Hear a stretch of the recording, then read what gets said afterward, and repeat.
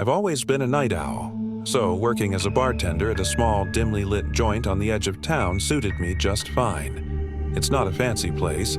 Think chipped wooden tables, a jukebox that skips half the time, and a faint smell of stale beer that never quite goes away. We don't get the rowdy college crowds or the high rollers. It's mostly locals, older folks who like their whiskey quiet and their conversations low. I've been there for 3 years, and I know every creak in the floorboards, every shadow that dances on the wall when the neon sign flickers outside. That's why what happened last month still haunts me. I knew that place too well for it to turn on me like it did. It was a slow Tuesday night, the kind where you can hear the hum of the fridge behind the bar over the chatter. Only a handful of regulars were in. Old man Jenkins nursing his usual bourbon, a couple of truckers playing darts in the corner. I was wiping down the counter, half lost in thought, when the door swung open. A woman walked in, and something about her made me pause. She was tall, wrapped in a long gray coat that looked too heavy for the mild fall weather. Her hair was dark and tangled, hanging over her face like she hadn't brushed it in days. She didn't look at me, didn't say a word, just shuffled straight to the booth in the back and sat down facing the wall.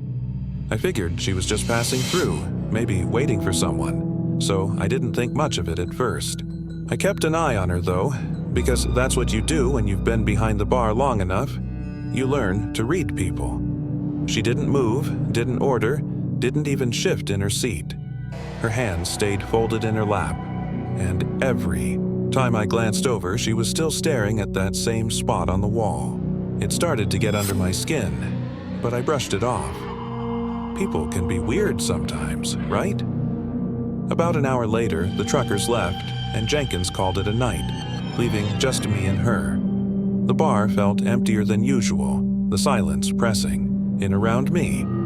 I decided to check on her. Maybe she was lost, or drunk, or just needed a nudge to move along. I walked over, forcing a casual tone, and said, "Hey, can I get you anything?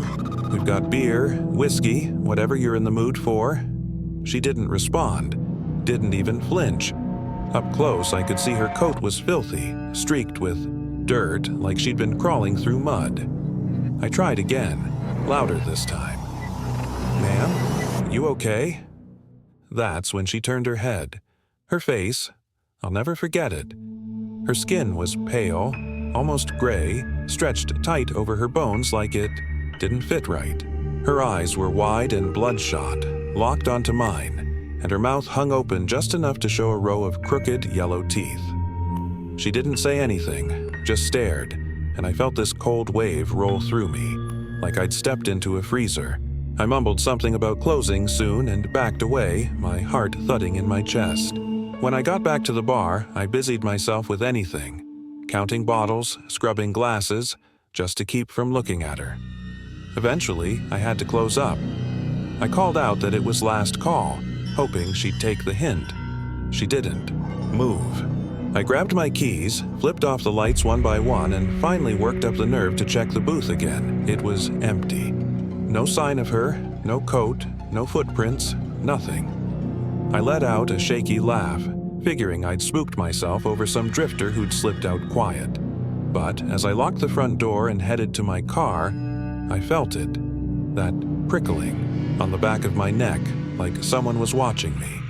I turned around, and there she was, standing across the street under the lone streetlight, her coat flapping in the wind that wasn't there. She was still staring at me, her head tilted at this unnatural angle like a puppet with a broken string. I froze, my keys slipping in my sweaty hand. Then she raised her arm, slow and jerky, and pointed right at me. My stomach dropped. I bolted to my car, fumbled the door open, and peeled out of the lot so fast the tires squealed. The drive home was a blur. I kept checking my rearview mirror, expecting to see her standing in the road behind me, but it was empty. When I got to my apartment, I double-locked the door and sank onto the couch, trying to convince myself it was nothing, just a weird night, a trick of the light. I almost believed it until I went to bed. As I turned off the lamp, I heard it, a faint tapping on my window. I live on the 3rd floor. My heart stopped. I yanked the curtains back and there was nothing but darkness staring back at me. The tapping stopped. I didn't sleep that night. The next day, I called in sick, too shaken to go back. When I finally returned to the bar, I asked my coworker Sam if he'd seen that woman before. He's been there longer than me, knows every face that comes, through. He frowned, said he hadn't noticed anyone like that. I described her, the coat, the hair, that awful stare, and his face went pale. He told me something that still keeps me up at night. A year ago, a woman matching that description had stumbled into the bar late one night, drunk and raving about someone following her. She'd left in a hurry, and they found her the next morning, dead in a ditch a mile down the road, no coat, no ID, just a blank stare frozen on her face.